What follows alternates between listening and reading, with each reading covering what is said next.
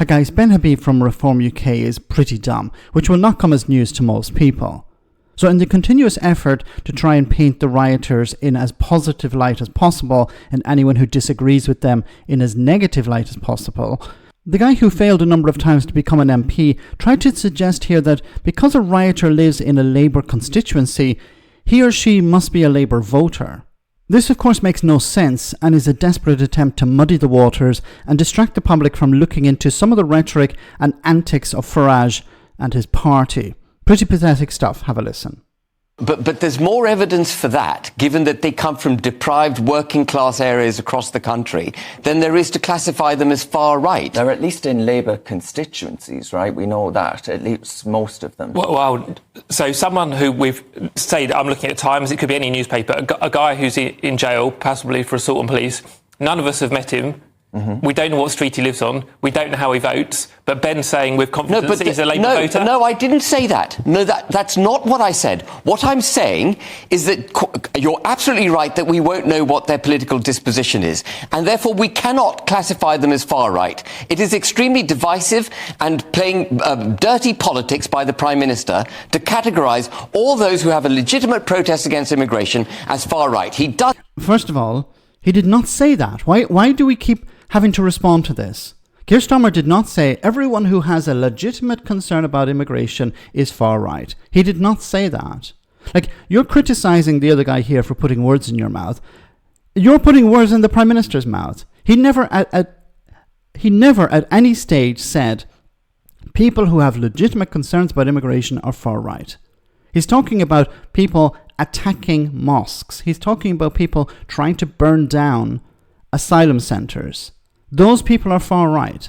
Does it in order to rubbish their position. That's what the Prime Minister is doing. And you're rightly saying, Peter, that we don't know what their political ideology is. But what I'm saying is that I agree with you, but if we were to hazard a guess at what their political leaning is, it's probably Labour, because they come from white, working class backgrounds across the UK, the deprived areas that have been repeatedly promised that they would be levelled up, and what they've seen is immigrants in masses coming into their communities, being put ahead of them on social housing, education, NHS, getting cash in their pockets. All of this is an offence to the white working class man. And just last point, Labour Party has turned its back on its constituency, which is the working class of this country. The Labour Party is infused with some kind of ideological nonsense that it's inherited from the DEI agenda. Okay. How do we know these people vote? The ones attempting to burn down asylum centres, kick in people's doors and attacked mosques. How do we know that these people actually vote? So you're trying to suggest, well, look, they live in a Labour constituency. That must mean that they're Labour voters. Now, he tried to dodge that, but that's basically what he's trying to say. Of course, he would say, well, people in Clacton would never do this.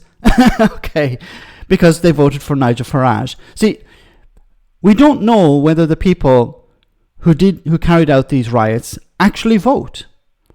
And even if we could find out how they vote, it's less likely that they're going to vote for the Labour Party because they are upset, to put it mildly, with immigration. So why would they vote for the Labour Party? See, there's a possibility that there are racists and bigots out there who vote for the Labour Party out of tradition, or they don't like the Tories.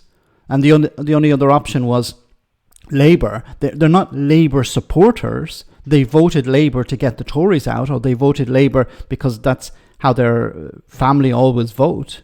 But they're still racists and bigots. How is this relevant? How is it relevant what way people actually vote? Generally, yes, this is relevant. But when it comes to these riots, it doesn't make any difference to these people. And once again, we don't even know if they vote. Some of them are underage, perhaps, and they can't vote, who have been arrested or been charged or cautioned. The older ones, perhaps they vote, but we don't know. But what Ben Habib is trying to do here, of course, is say, look, the problem is the political parties. It's not the rioters themselves. These are people with legitimate concerns about immigration. And maybe there are a few bad eggs who attempted to burn down an asylum centre or whatever. But they're just frustrated. They're frustrated with the Labour government. They're frustrated with politicians not levelling up. These are legitimate concerns these people have. This is what he's trying to say. And of course, what's the answer to that? Well, vote Reform UK, because we are the real party that will deal with immigration. We are the real party that will level up. You can vote for us and be sure that we will do these things, because we're not Labour and we're not the Conservatives. That's what he's trying to do.